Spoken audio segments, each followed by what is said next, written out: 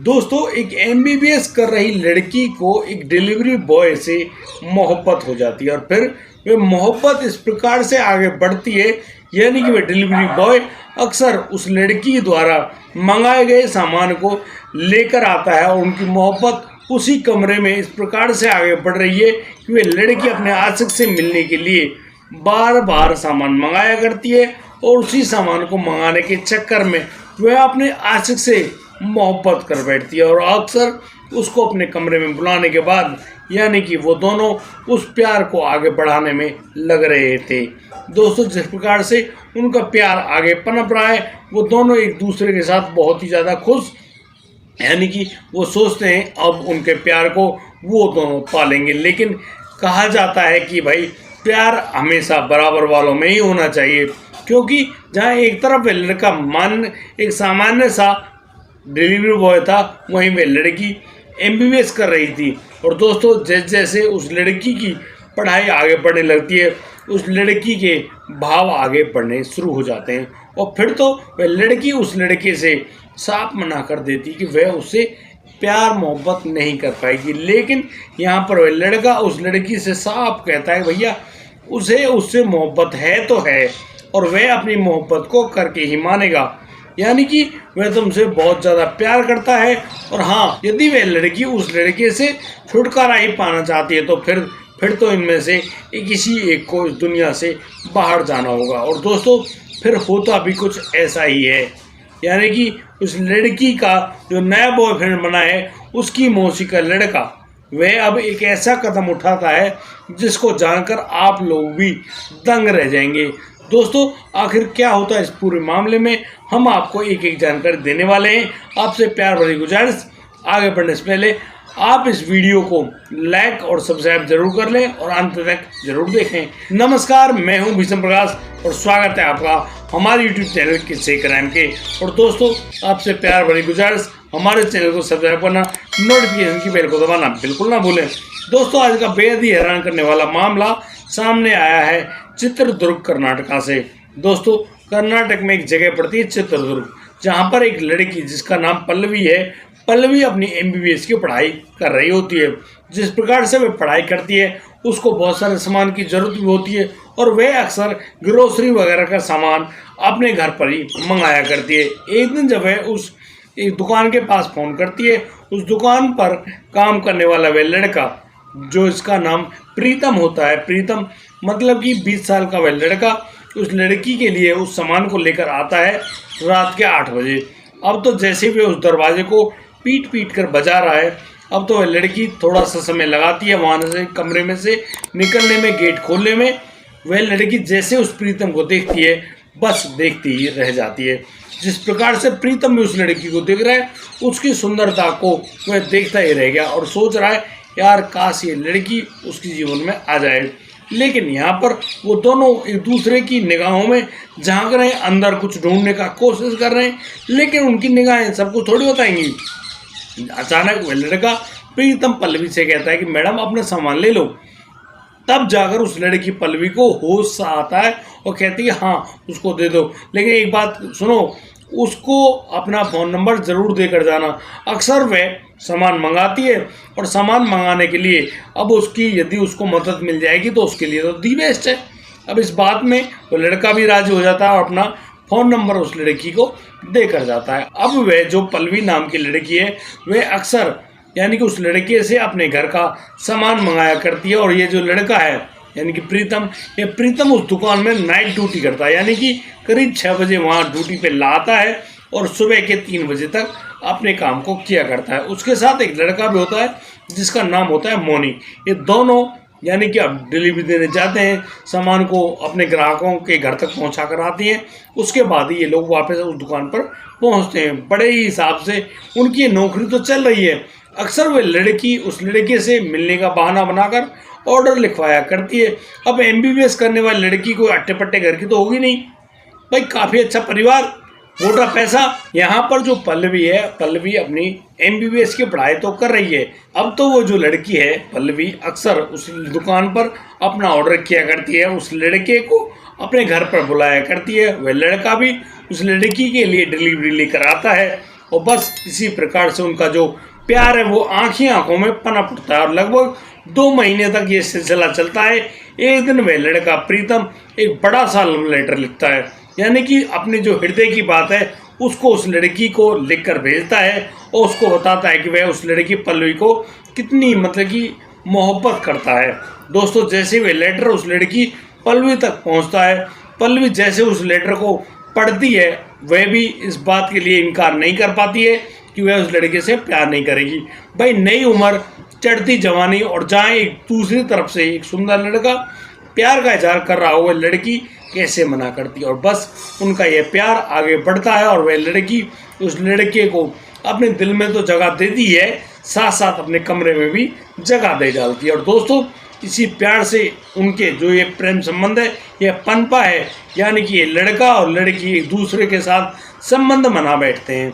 और दोस्तों यहाँ पर वह लड़की पल्लवी जिस संबंध में शायद उसको पढ़ाई के दौरान नहीं पढ़ना चाहिए था उसी संबंध को बना बैठती है और बस उनका प्यार अब तो शारीरिक संबंध में तब्दील हो गया है। अक्सर वह लड़की उस लड़के को रात को 12 बजे के बाद बुलाया करती और 2-2 घंटे तक उसको अपने कमरे पर रखा करती, लेकिन जिस परिवार से वह लड़का आता उस परिवार को इस बारे में भनक तक नहीं लगी थी कि उनका लड़का रात को कहाँ जाता है। अब तो वह जो पल्लवी है अपनी जब पढ़ाई कर रही होती है, उसकी पढ़ाई थोड़ी आगे बढ़ती है, उसके घर पे आता है उसका मौसी का लड़का। वह लड़का जिसका नाम श्रीकांत है, वह जो श्रीकांत है उस लड़की से सीधे शब्दों में अपने प्यार का इजहार कर बैठता है। अब श्रीकांत जो कि खुद एक डॉक्टर है, अब उस डॉक्टर के प्यार के लिए वह पल्लवी कैसे मना कर पाती, यानी कि वह जो लड़की है वह उस श्रीकांत से कहती है कि हाँ बिल्कुल वह तुम्हारे प्यार को स्वीकार करती है और तुम्हारे साथ ही आगे अपनी ज़िंदगी जिएगी। यहाँ पर पल्लवी ने ऐसा नहीं सोचा कि उसके प्यार में कोई और भी पड़ा हुआ है। अब तो जो लड़की पल्लवी है वह उस प्रीतम के बारे में उस लड़के श्रीकांत को बताती है कि ये जो लड़का है अक्सर इसका पीछा किया करता है और यह उसके मतलब पता नहीं किस मामले में सारी सच्चाई तो पल्लवी बताती नहीं है, लेकिन वह कहती है कि श्रीकांत उसे उस लड़के से छुटकारा पाना है।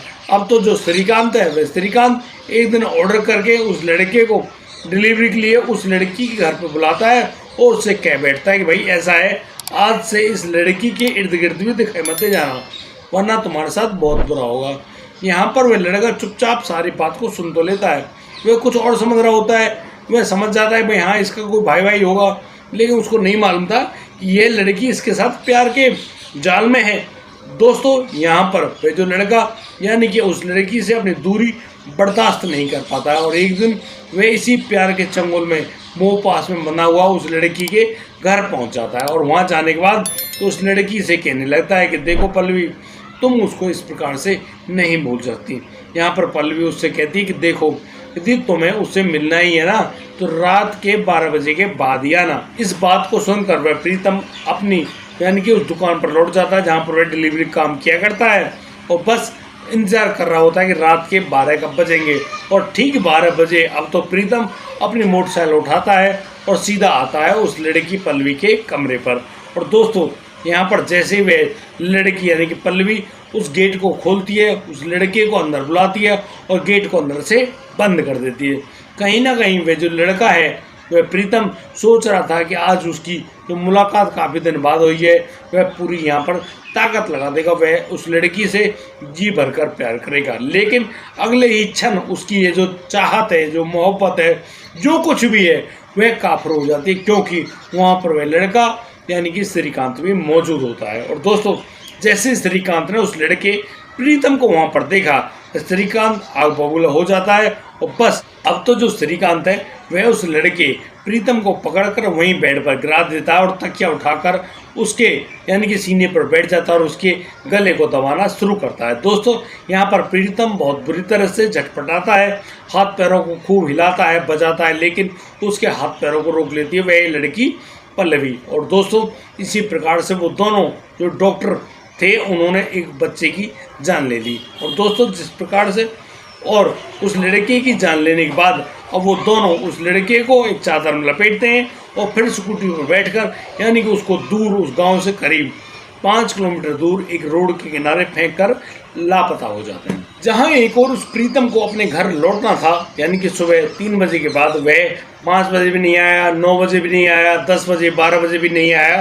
तो उसका जो बड़ा भाई राजेश है, राजेश दुखी होता है और वह अपने माता पिता से अपने भाई के बारे में पूछता है, क्योंकि ये लड़का जो प्रीतम है यह उस परिवार में सबसे छोटा बेटा था।